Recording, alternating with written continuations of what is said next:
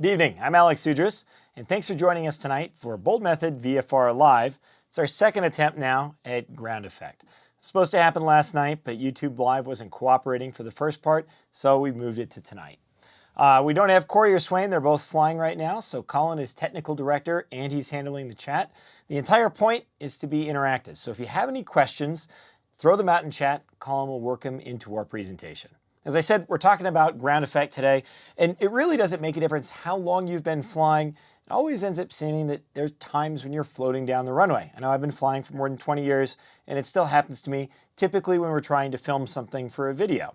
And a lot of that comes down to ground effect and how it affects drag and your ability to slow down right as you touch down. Most of the time, it kind of makes things a little bit harder for us, but there are occasions, like soft fields, where we can use ground effect to our advantage. Okay, so we're going to start by talking about what ground effect isn't. Then we're going to talk about what it is. We're going to look at the aerodynamics that create ground effect and how that factors in on your drag. And then we're going to take a look at a flight that we did into Steamboat, Colorado, where we arrived just a little bit fast. And you'll see how ground effect changes our landing distance and what we should have done to make that better. Okay, so let's dive into the iPad. This is what ground effect isn't. We typically think of ground effect as a cushion of air, and that's because it kind of feels like a cushion of air. It's one of those things where as you're coming down, every once in a while, I'm going to use my green airplane here, you feel like everything's settling in just fine, and then all of a sudden it stops, almost like the air is compressing underneath your wings. But that's not what's happening. Air is compressible, but not at low speeds. You'd have to be going supersonic, which we're definitely not as we're landing. Air's moving out of the way. It's flowing above and below you. But what is happening is that the way that that air flows, the path that it takes around your wing, that starts to change. And that's what causes ground effect. So back to the iPad. This is an aircraft in flight. And what you can see here, I'm going to start playing this. You can see a couple things. First of all, you can see this gray line right here. That would normally be our lift. But our actual lift is the orange line. It's tilted back. And that's because of these guys, the wingtip vortices. So if I pause this, we know that we happen to have low pressure on top of the airplane and then high pressure down below. And that's caused by the angle of attack and the camber of the wing. And then that high pressure creates a lifting force against the wing. But the high pressure also swirls around the wingtip because your wing isn't infinite. At the tip of the wing, the high pressure comes around and it goes up towards the low on the top. That creates those wingtip vortices. So when you look at these wingtip vortices right here, those are being created by the air swirling around the wingtip. This is what we call induced drag. And it's induced drag because normally, I'll rewind the airplane just a little bit here, center it up. Normally, you would imagine that your relative wind would be straight and level. But if you see what's happening here, if you look at the wingtip vortices, they actually push the airflow down as it leaves the back of the wing. Okay, so you can see that they're starting to deflect that airflow down. So really, as opposed to a perfectly level relative wind, we end up with something that looks a little bit more like that. And that bent relative wind, I'll clear this out. I'll redraw that again now in orange. Changes the direction of our lift vector. The lift vector is always perpendicular to the relative wind. So when downwash starts to bend the relative wind to an angle, the lift vector basically moves from straight up to back. And that creates just a little bit of a backward component of lift. If we zoom in, you can see it creates just a little bit of a rearward component, and that rearward component can be added essentially to the back of the airplane, and now you need to counter that with thrust. And of course, what will we call that? Well, the rearward component down here we typically call drag. So essentially, because these wingtip vortices are bending the airflow and tilting that lift vector back, That creates some rearward lift, and we know that is induced drag. So if you think about when we have the most induced drag, it's at speeds below LD max on the backside of the power curve. Parasite drag, as we get faster than LD max, which is about Vy. Parasite drag accounts for more of the drag, but you still happen to have induced drag. It's just less than half of the total drag. So when you start to think about propeller aircraft, they fly fairly close to LD max. Jets go much faster than LD max. They're cruising significantly faster than LD max. But propeller-driven aircraft typically operate in areas where there's a reasonable amount of induced drag. They typically can't get fast enough to get to the point where there's really just a whole bunch of skin friction or parasite drag. So induced drag is almost always a big factor in the drag equation for propeller aircraft. And that's why we typically have long aspect ratio wings on a propeller-driven aircraft. Now, obviously, they're typically not as long as a jet's wings, but that's just because a jet is much, much bigger. But if you look at wingspan to weight or carrying capacity, you'll find that most propeller-driven aircraft have very, very long wings. And that's because the longer the wing is, the thinner and longer, the higher the aspect ratio, the less that high-pressure air can escape around the bottom of the wing and move up towards the top. So a high aspect ratio long wing generates smaller wingtip vortices and less induced drag. That's why you typically see longer wings on prop airplanes. And if you look at something like a sailplane, without any ability to generate its own thrust, it has to use gravity, they're going to have incredibly long wings because they want to minimize any induced drag. Okay, looks like we have our first question. Okay, first question tonight is coming from Jim, and he wants to know, why does induced drag decrease when you speed up? That's a great question. And that happens because, let's go back to this picture. I'm going to clear it out.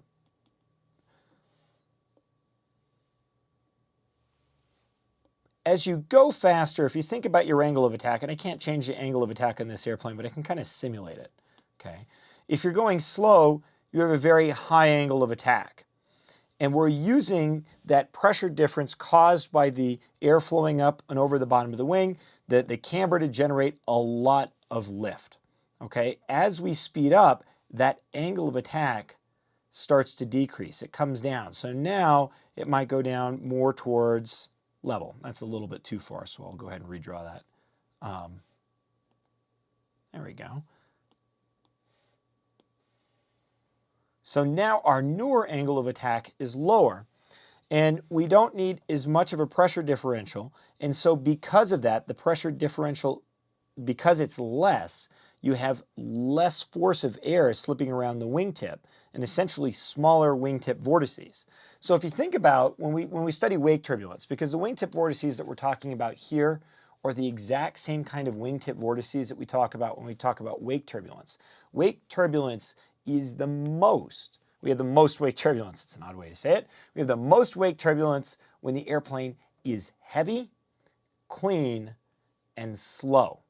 Okay, so if you think about it, heavy and slow, that means you're going to be at a really high angle of attack. And you're using that pressure differential and all of that induced lift, the change of pressure across the wing, so you have a large difference in pressure between the bottom and the top wing, and that difference in pressure is creating huge wingtip vortices that are coming off the wing. Okay, so why clean? Why does a clean wing generate larger wingtip vortices? Well, if you think about the washout, let's go back to this diagram here. You can see, and I'm going to zoom in, you can see that in this case, my flaps are down. So if you think about it, the angle of attack on the inside of the wing is going to be higher. The angle of attack on the inside of the wing is going to be something like this. Whereas when you look at my wing tip right here, the angle of attack is actually a lot lower. It's more like that. Okay, that versus that. And so when we think about wingtip vortices, when we lower our flaps, essentially we create a lot of washout on the wing, a lot of wing twist. And so the angle of attack is much higher where those flaps are located. It's higher at the root. And so the root is generating the largest amount of pressure differential. As you start to move out to the wingtips, as you move away from the flaps, the angle of attack quickly starts to decrease, and that pressure differential decreases as well. Lift is not generated evenly along the wingspan. With your flaps down, it's centered at the root. And so as you get to the wing tips, there's less of a difference between high and low pressure. And so because of that, those wingtip vortices that start to swirl around the wingtips, they're much smaller. So you get the most wake turbulence when you're heavy, clean, and slow because you don't have that big washout difference between the root and the wingtip. If you're heavy, dirty, and slow, if you've got your flaps down, you're going to focus more of the lift at the wing root, and that tends to decrease your wingtip vortices. So essentially, these vortices, they're the exact same thing that causes, they cause wake turbulence, and they cause induced drag. Anytime you're generating a lot of induced drag, you would also be generating the most wake turbulence. Okay, so let's take a look and see what happens as we get closer to the ground. Okay, so back to the iPad. Here we are coming down to the ground, and you can see we're generating the same wingtip vortices. We're flying at the same angle of attack. Even though we're descending, we still have a positive angle of attack. And as we get close to the ground starts to interfere with those wingtip vortices. So you can see it right there. They're getting smaller. As we start to move in, they get smaller and they get weaker because the ground is limiting their growth. And as that happens, watch that lift vector. It starts to move back up. And that's because our downwash starts to flatten out. So you can see that downwash, the black line. Watch this line start to flatten out as the ground starts interfering with these vortices. Now our relative wind is becoming a little bit more straight. And that causes the lift vector to go from behind us back up nearly perpendicular to the aircraft's wings. And so because of that, that induced drag segment that we had that might have been, this big when we were flying at altitude, as we get close to the ground, it significantly shrinks. So actually, I think we have a good comparison here. Here you can see the difference. If you take a look at normal flight, right here, we have lots of downwash, and that lift vector is bent quite a bit back. So there's lots of induced drag. That's up at altitude or high enough that the ground isn't interfering with our wingtip vortices. As we get very close to the ground, those wingtip vortices, they can't grow very large at all. They're incredibly small. And so because of that, that lift vector is nearly perpendicular. So if you look at the component of induced drag that you'd have here, you might have significantly more induced drag there than you would have as you're getting close to the ground. Okay, so how close do you need to be? Here's the induced drag and ground effect curve. And it's a very, very simple diagram. If we take a look at essentially half a wingspan right here, and then draw that over, we have just under 90% of our normal induced drag. So if we're higher than half a wingspan above the ground, we basically have all of our induced drag. As we start to descend below a half wingspan above the ground, that drag drops off very quickly. And as you get right above the ground, you can see that induced drag goes it basically goes to zero. If that wing was just barely scraping the ground, you essentially would have no wingtip vortices. Okay, so let's take a look at a Cirrus SR-22. It's got a 38-foot wingspan, so that means that you could say roughly 20 feet above the ground, we start to go from 90% induced drag lower. And 20 feet above the ground is right about when we start our flare. Okay, looks like we have a question. Okay, next up, Dimitri wants to know this. Did the amount of wingtip vortices change with your angle of attack as you're flaring for your landing? They would, because as your angle of attack increases, the pressure differential increases, but at the same time, your speed is decreasing. And so I would say, and you're getting lower.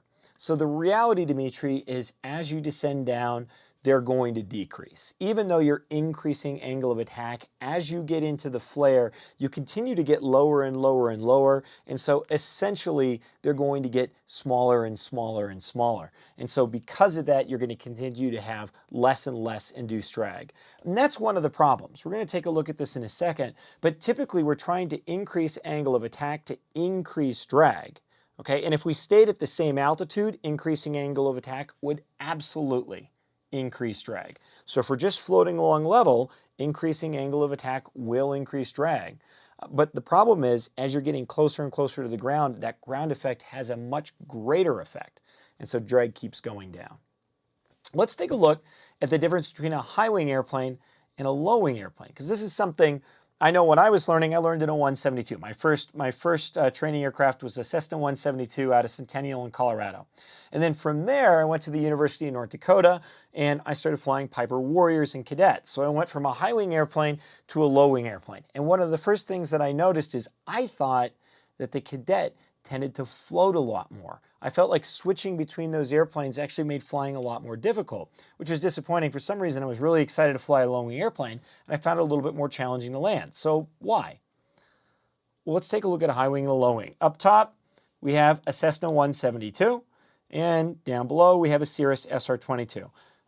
And let's just assume they're at the same weight. So you could actually say maybe this is a 182. But the difference here, the Cessna obviously has a high wing. 22 has a low wing. So as we start to descend, both approach the ground. But the wing on the Cessna is maybe 6 feet high, and the wing on the Cirrus is only 3 or 4 feet high. So the Cirrus starts to enter ground effect earlier. And ground effect affects it more, because ground effect is the most powerful as you get close to the ground. And if you think about the 2 or 3 foot difference, maybe 4 foot difference in the height of the wing when you're on the ground on a Cessna 172 or a 182 versus a low-wing aircraft. The low-wing aircraft is the wing is much closer to the ground during flare and round out, and that means it tends to have more ground effect, more loss of induced drag. Okay, now this isn't an absolute. You can't say that every low-wing airplane is going to want to float more than every high-wing airplane, because also things like wing design, the length of the wing, the aspect ratio of the wing, all of that affects the aircraft's ability to generate induced drag. But in general, when you're looking at airplanes, low-wing aircraft tend to experience ground effect a little bit more, and that's just because the wing is significantly closer to the ground during round out and flare. You know, it's 3 or 4 feet closer than on a high wing airplane. It would be, looks like we have a question. Okay, Jake wants to know this. He says, so how fast do I have to be for ground effect to really increase my landing distance? Any fast is, if you're fast, ground effect will immediately start to affect your landing distance. It compounds itself the faster you get, and that's where things become a problem. Let's just say 7 knots. To me, 7 knots sounds really fast, but to a new student, 7 knots doesn't sound so fast. You know, it doesn't seem like that much, and controlling airspeed can be kind of tough. So 7 knots really doesn't sound like you're going that fast. But keep in mind, you're using your flare to slow the airplane down. When you approach on final, when you cross your 50-foot threshold, you're not at stall speed. In fact, you're significantly faster. And as you start that round out and flare, and you add back pressure and you increase the angle of attack, you're increasing lift and increasing drag to start to bleed off airspeed, so that basically right when you're maybe a foot above the ground or 6 inches above the ground, your aircraft reaches stall speed and the aircraft just settles onto the runway. So your goal throughout the entire landing is to increase angle of attack, to increase drag, to slow the airplane down so that it touches down right about stall speed. And that entire time, as you're approaching the ground, induced drag is starting to work, or ground effect is starting to work against you. the closer you get to the ground, the more ground effect takes effect, the less induced drag you're going to start to generate. So it makes it harder and harder and harder to slow down as you approach the ground. Okay, so let's take a look. Here we are in Steamboat, and we're going to fly final approach in the Cirrus SR-22. Our 50-foot obstacle speed is 79 knots. Okay, that is the short field speed. Cirrus recommends final approach in an SR-22 turbo G5-6 between 80 and 85 knots. And then if you look at the landing distance table for a short field landing, they say that you should be at max gross weight, 79 knots, as you cross 50 feet above the runway. And in our case today, the threshold markings, right here, we will be about 50 feet above touchdown.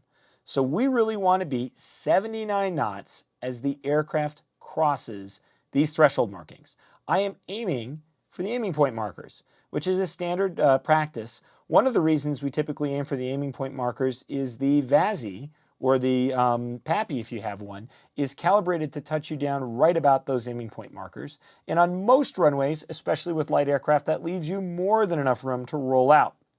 By the way, you may notice we are low on our glide path. That's because this approach is being flown into Steamboat. Steamboat has a 4-degree short landing PAPI.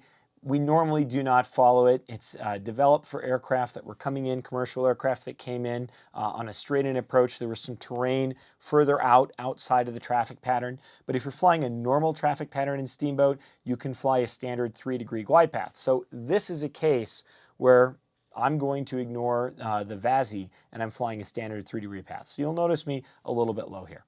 Before we jump in, looks like we've got a question.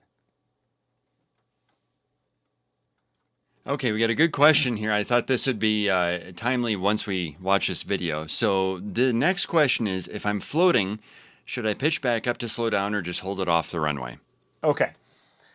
Let's watch this video and then we'll go back to the question because I think that'll help answer. I was a little too fast on that. So let's go ahead and start in. And you can see we're approaching our threshold. I'm hoping to be 79 knots as I cross the threshold. And that's the threshold. I'll pause it. Let's go back and see what we're at. Okay, as I cross the threshold, I'm at 86, so I'm 7 knots fast. Again, it doesn't sound too fast, but let's see what happens. Again, I want to touch down right at those aiming point markers right there. They're 1,000 feet from the threshold. And as I come in, I'm trying to bleed off speed. There's a little hill there that always tends to generate a little bit of turbulence. And as I start my flare, I'm looking to reach my stall speed, which is about 64 knots at gross weight with flaps at 100%. Okay, and again, I want to touch down right here, but you can see I'm still 10 knots above stall speed. Stall speed for us is 64, and I'm at 74. Okay, and I float, and I float, and I float, and there I'm down. If you notice, between the 1,000-foot markers, and I'm going to slow this down a little bit, in touchdown, I really just hold a constant pitch attitude. The horizon just sits right here. And now I'm down. So I'm really just holding my landing attitude. And during that process, I'm floating about 400 feet. PTS standards, right? Or outside of PTS standards, I should say, for a commercial pilot. So if you look at 71 knots, watch it start to bleed this back. That's one stripe. The second stripe. Boom, the third stripe. Standard spacing between stripes, and stripes, by the way, are typically not painted to standards. You can find a lot of airports where they're not. Steamboats are very, very close. Stripes are usually 120 feet long. The gaps between them are 80. That's if they're being painted to match airport design criteria for instrument approaches. Again, I always tell people they don't always actually line up to that in the real world. They could be smaller or bigger. In fact, if you look at some satellite imagery of some major airports, you'll find them all different sizes. But they're roughly from start of stripe to the start of the next, you can guess about 200 feet. In that case, I moved essentially down 2 stripes. So I was floating a total of 400 feet. And that was at 7 knots fast. And the Cirrus doesn't tend to float a lot because it is a very heavy airplane. We were fairly heavily loaded, especially the turbo. And when the turbo's engine's at idle, it generates a lot of drag. That big propeller and high compression engine just takes a lot of energy to windmill. And so it tends to act like a brake. And I still floated 400 feet. Had I done that 7 knots fast in a Piper Warrior, I would have floated significantly farther. And so even 7 knots makes a big difference. So let's pull that question back up. Colin, do you still have the graphic? I don't have the question, but the question was, again, if I'm floating, should I pitch up a little bit to slow down, or should I just hold it off the runway? So let's take a look and watch what I did. Do what I say, and hopefully in this case, do what I do. We'll see if that works out, right? So here I am. I'm going to bring it up. We're going to keep it slow. So I'm crossing that threshold right there. Watch my pitch attitude. The horizon stays essentially in the same position the entire time. And there I just sit down, and then my nose comes down. So essentially, I'm increasing back pressure, but I'm holding the nose in the exact same pitch attitude, that landing pitch attitude. Okay, so why am I increasing back pressure? Well, because as I slow down, I have less control effectiveness, right? Controls are aerodynamic surfaces. The more faster air flowing over them, the more effective they are. So as I slow down, I'm continuing to increase back pressure. How much? Enough to keep my nose in my landing attitude. And that's one of the things when people are learning to land. If you're struggling with your landings, one of the things to ask yourself is, can you close your eyes and imagine where that horizon should be as you're flying through touchdown? That takes a long time to develop. If you're a new pilot or an old pilot and you're going, I can't, in fact, I feel very uncomfortable with that because I'm not sure where I should be looking, that takes a long time to develop. So if you're going through landings, it's repetition that helps build that sight picture. And essentially, I'm just holding in more and more back pressure. The Cirrus has a side stick, so I would be going like this, holding in more and more back pressure as I slow down, and just watching, holding that nose in that perfect landing pitch attitude and waiting for the airplane to slow down. That's all I can do.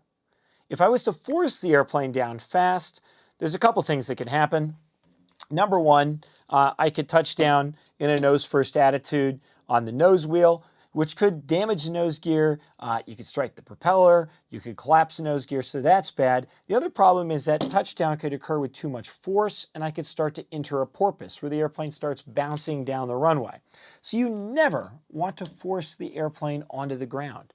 If you realize that you're going too fast and you're running out of runway, forcing the airplane to land is never an option. Instead, you want to take the airplane and do a go-around. Okay, what happens if during that process you get a little bit too aggressive and you add too much back pressure? You really wanted to slow down and you're tense and you just kind of pull back on the stick or the yoke. Well, now you're going to increase your angle of attack quickly and the aircraft is going to start to climb out of ground effect. So two things are happening here. As we increase that angle of attack quickly, we're starting to generate more drag. As we start to leave ground effect, we're generating more drag. So the airspeed will bleed fairly quickly, but now we're way too high. We're well above where we should be in our flare. And so as that aircraft slows down, the nose is going to want to come down.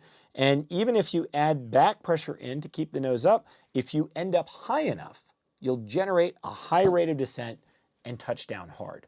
So the goal is not to get out of ground effect, not to put the airplane down quickly, but instead just hold it at that landing pitch attitude, floating along in ground effect until the airplane is ready to land. Okay, so if you're starting to run out of runway, then you need to take the airplane around.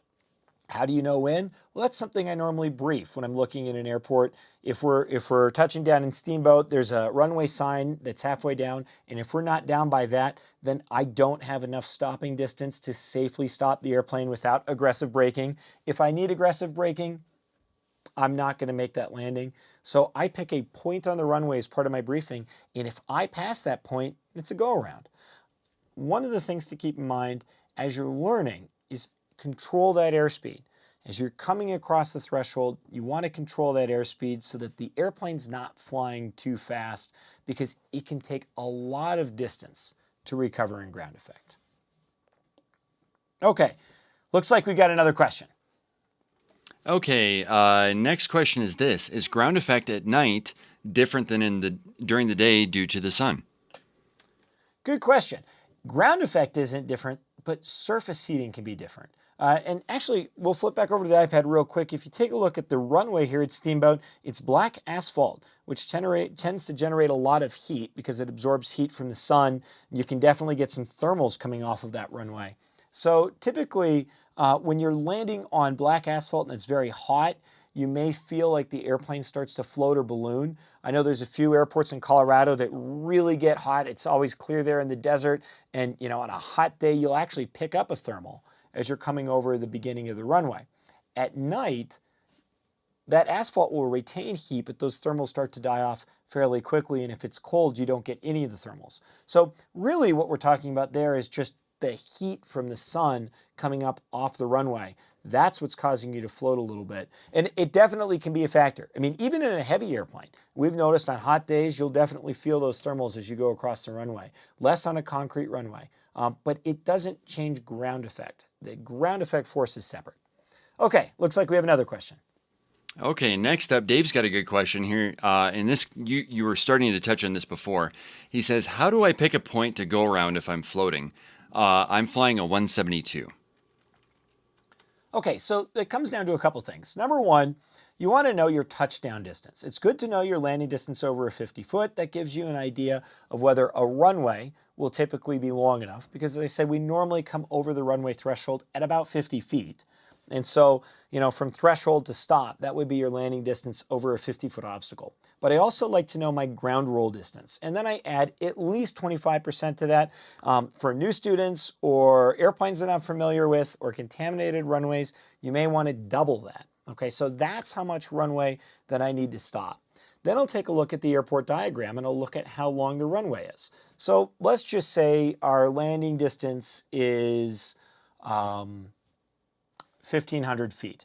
And so we want a little margin of error. So we say, okay, I want at least 2,000 feet of pavement once my wheels are on the ground to safely stop the airplane. I'll go ahead and flip open ForeFlight and let's take a look at an airport. Let's look at Steamboat. And pull up their airport facility directory. So this is the runway. We can see the runway is about 4,452 feet long, but you'll notice it's got a displaced threshold right there. That's what that kind of infinity sign, triple infinity sign means right before the PAPI. So I'm going to need to read and see how far that's displaced. It's displaced 600 feet. Okay, so as opposed to 4,452, I really have 3,800 feet. And it looks to me, just kind of ballparking, like this taxiway, this last taxiway is about halfway down. Okay, so it's about 1,900 feet from the end of the runway. If you look at it that way, it's about 1,900 feet. And so that means, let's go back to the video. You can see it here. Let me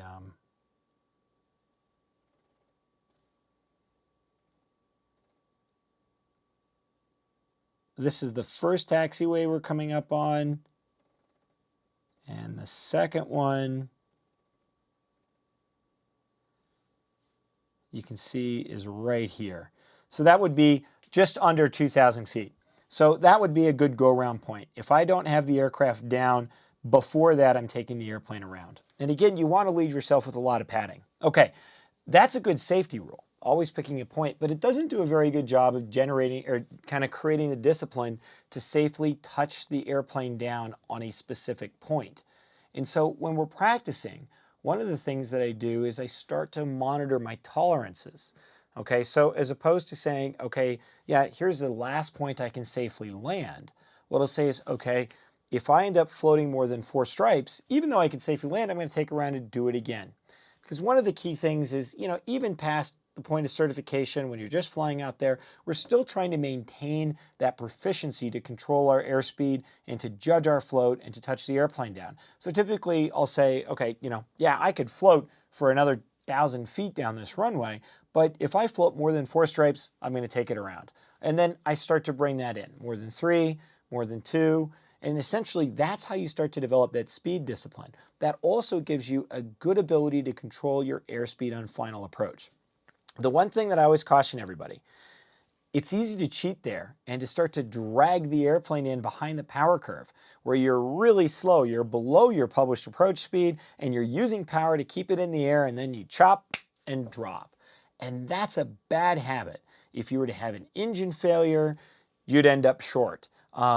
If you were to encounter some wake turbulence or wind shear, you could easily stall and land short. Even if the engine keeps running, the wind dies down, all of a sudden you're going to get a little wind shear, you'll land short. So I always tell people, as you're tightening up those stripes that you're allowing yourself to float, you also want to keep in mind, don't get that perfect landing by driving the airplane in slow. Instead, fly it in at its published final approach speed, keep it close to where you're supposed to be, and work on taking the power out.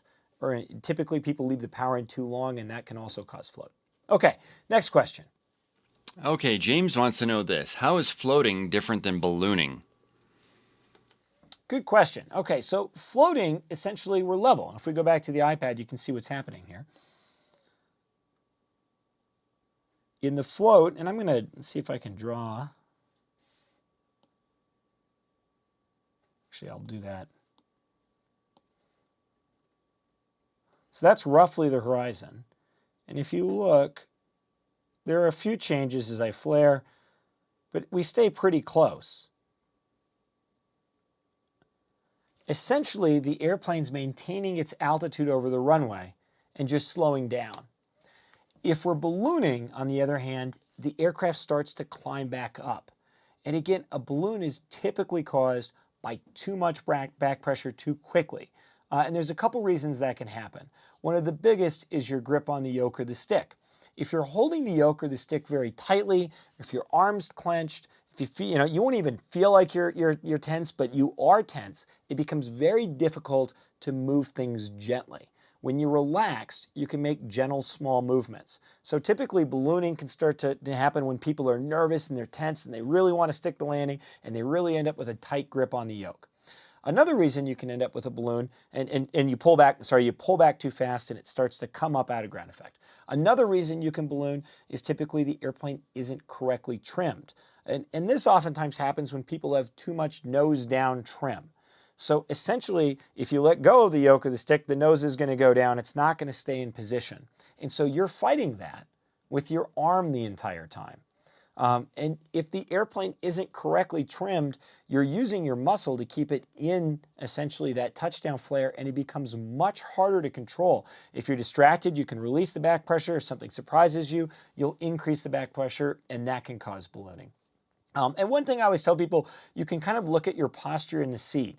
If you have a GoPro that's filming inside the cockpit, see where you're sitting as you touch down.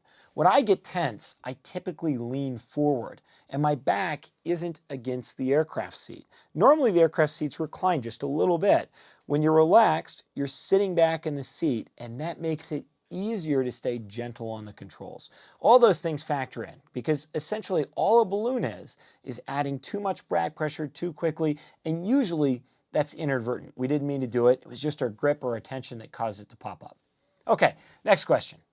Okay, next up, Damon has a question about the Steamboat diagram that you had up, and his question is this: is the chart supplement diagram to scale? That's a good question. It is. It is drawn to scale. It doesn't depict everything that you would typically see off of a typical, like a Jepson plate. So you won't see necessarily all the buildings or some of the stuff around it, but it is drawn to scale, and it is a good way to look for taxiway exits or entries. One of the other things that you can look for if you have ForeFlight, let's go to the procedures page. You can use the ForeFlight airport diagram.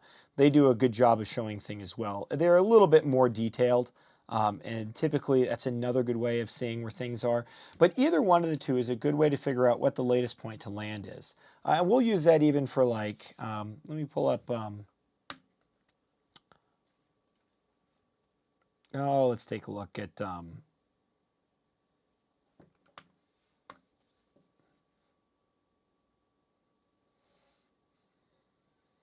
So this is Telluride, and you can see where the hills are and where the ramp is. And essentially, It looks like a different airport. no, this should be Telluride. No? Scroll No, down. that's Sterling. Yep. There we go. There you go. There's Telluride. Okay, so here you can see where the airport is and the runway. And again, this is a good example. I can see where my taxiway turnoffs are, and I can kind of use an idea to scale to see where I need to be down. One of the downsides with Telluride is there aren't a lot of indicators along the runway visually other than distance remaining signs. And then you have the short two turnoffs. And that's another thing. Let's go back to Steamboat.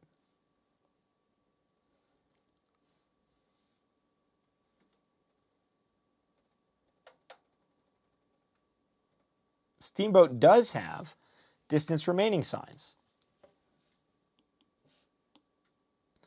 So if you look here,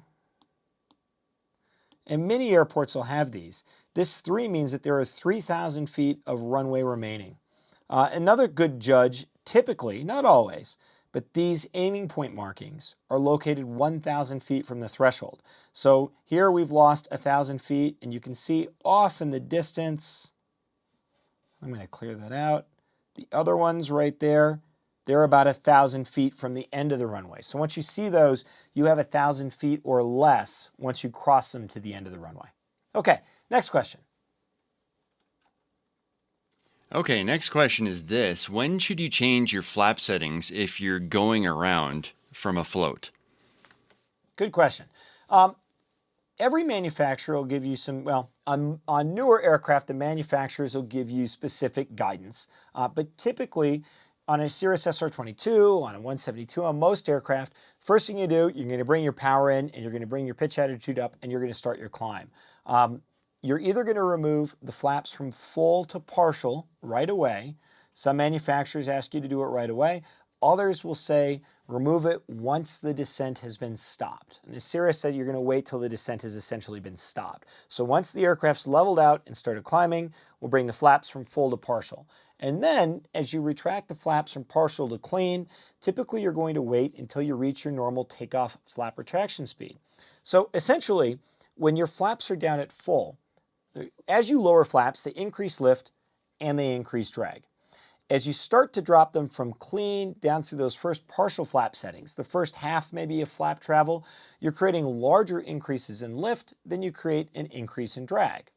As you start to go through the back half of the flap settings, getting down towards full flaps, the increase in drag starts to outweigh the increase in lift. And so that's why we typically retract full flaps as soon as possible, either once the aircraft started climbing, or some manufacturers may recommend you that you retract them right away. That's going to get rid of a lot of drag, and you are going to lose some lift, but not quite as much. Then that partial flap setting, you're more on the lift side, and so you're going to continue climbing. It is still generating drag, but it really isn't hurting your climb performance.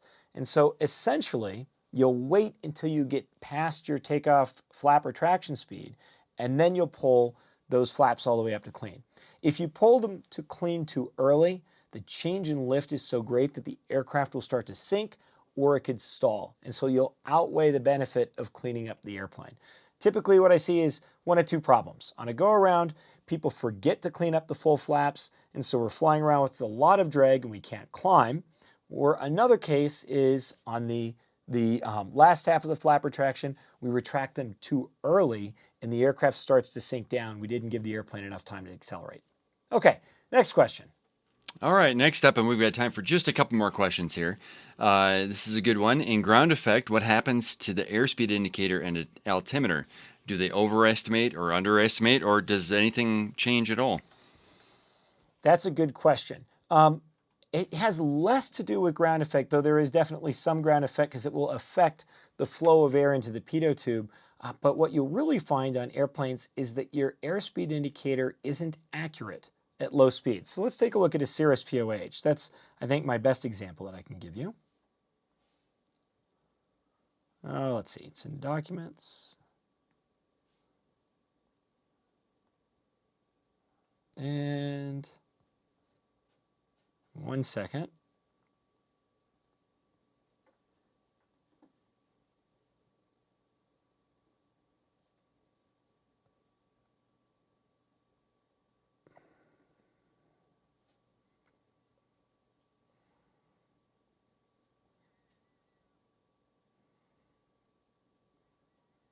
Okay. So you'll notice on a Cirrus at slow speeds, 60 knots, indicated airspeeds here on the left, so that's what we're reading off the airspeed indicator. KCAS, that's our calibrated airspeed. It's not the same as true, but it's essentially correcting for position and installation error. So it's kind of correcting the fact that the airflow around the pitot tube is no longer generating accurate pressure. So you can see at slow speed, 60 knots, just below stall speed. With clean flaps, the calibrated airspeed is actually slightly slower than our indicated. At flaps 50, it's significantly slower. It's 50. The calibrated airspeed is 50 knots. The indicated airspeed is 60. And at flaps 100, it actually kind of normalizes or gets a little bit closer towards normal. The indicated airspeed would be 60, but really our calibrated airspeed would be 56. As we start to speed up, you'll notice they start to become a little bit closer. So at 70 knots, just above stall speed, at clean flaps, our calibrated airspeed is only slightly slow. So we're going slightly slower than our airspeed indicator is indicating. At flaps 50, that's magnified. And then at 100% flaps or normal landing configuration, calibrated and indicated are about the same. And you'll notice then as we start to get faster, as you get into the 130s, 140s, and 150s, you'll notice that they're off again. You know, at let's say 140, which is a common indicated airspeed when we're flying down low, clean flaps, we're really going about 2 knots faster, and flaps 50, we're really going about 4 knots faster. So what this really shows you is a couple things. Ground effect absolutely will interfere with the airflow around the pitot tube, but typically in most aircraft, as you start to approach stall speed, the difference between your indicated and your calibrated airspeed is pretty big. And you could say, well, you know, it's only 6 knots. Well, it is, but you're also going 60, so it's a 10% difference, which is a lot bigger than, you know, 2 knots at 140. So that's the biggest thing you're going to notice. Because of the high angles of attack and the flap deflection, the low speed air is not very accurate. And that's one of the reasons why, unless you have an angle of attack indicator, using your airspeed indicator to determine stall speed, not only you can't account for weight and load factor and all that, it's not necessarily sensing that airflow very accurately when you're flying slow. And so that's where looking forward, the feeling of the aircraft, that'll let you know as you're approaching stall speed and ready to land. Okay, next question. All right, next up, is ground effect different for a taildragger versus a tricycle gear plane? It would depend more on the aircraft's, I would say, both the angle of attack at landing, which is really, I feel, not the taildragger has a little higher angle of attack at landing if you're going to make a 3-point landing. So you could be generating maybe more induced drag. You might feel it a little bit more there. But I would say one of the other things about taildraggers is they tend to be a little bit smaller than most conventional geared airplanes. So the wing is a little bit lower to the ground. So we'd say you may feel that ground effect a little bit more in a taildragger simply because the wing is still a little bit closer to the ground. They also don't always have as high aspect ratio wings. The wings could be smaller, and so you know, wake turbulence or wingtip vortices are a larger factor. But you know, again, when we talk about it, essentially that chart that we showed, and I'll pull that back up again. This really applies to all aircraft. And the biggest thing that affects ground effect is just the height of the wing above the ground. So the closer the wing is to the ground, the more you're going to feel that ground effect. Next question. Okay, we got time for one last question here. And this comes from Blue Skies. And the question is this: do winglets have any effect on increasing or decreasing wake turbulence? So wingtips are designed to reduce induced drag, and so because of that, they would decrease wingtip vortices and they would decrease wake turbulence. Is it enough to prevent wingtip vortices from being large enough to cause dangerous wake turbulence? Probably not. And so what I would say is, yes, they are increasing, or they are decreasing induced drag. Essentially, they should be decreasing wingtip vortices, but they're still there and they're still strong. So if you're following an airliner with wingtip vortices versus one without, I would say both are capable of generating, you know, dangerous wake turbulence. The reduction isn't enough to completely eliminate wingtip vortices. Okay, that looks like all the time we have for tonight. There's a couple links down below. First of all, we have a link to our takeoffs and landings course. That's where the Steamboat video comes from. We've got over 3 hours of footage in there, all kinds of takeoffs and landings. Upslope, downslope, wider than normal runways, narrower than normal runways. We talk about overshooting base to final. Kind of covers every scenario that you would ever have on a takeoff or landing. It's a fantastic course. It comes with a 30-day money-back guarantee. If you haven't tried it out, give it a shot. You can use it on a computer, iPad, web browser, whatever you want, and as many devices as you want. Also, we have a link to our next show, which is Boldmethod Live Pro. We're going to take a look at 3 different instrument approaches that could show up on an airline interview, but could also be flown by a general aviation aircraft. So a couple of them we've flown. So if you're an instrument rated pilot or looking for an airline career, thinking about getting your instrument rating, we'll walk through each of these 3 approaches and talk about what makes them unique. And then finally, there's a link to send us your suggestions and ideas. Let us know what you'd like to hear for the next show, which will be 2 weeks from now on Tuesday, 5 p.m. Eastern Time, right, Colin? It's going to be 8 p.m. Eastern Time, 5 p.m. Pacific Time. 2 weeks from now, let us know what you'd like us to talk about, and we'll work it into the schedule. Thanks for tuning in. I hope to see you in Boldmethod Live Pro next. Otherwise, have a great night.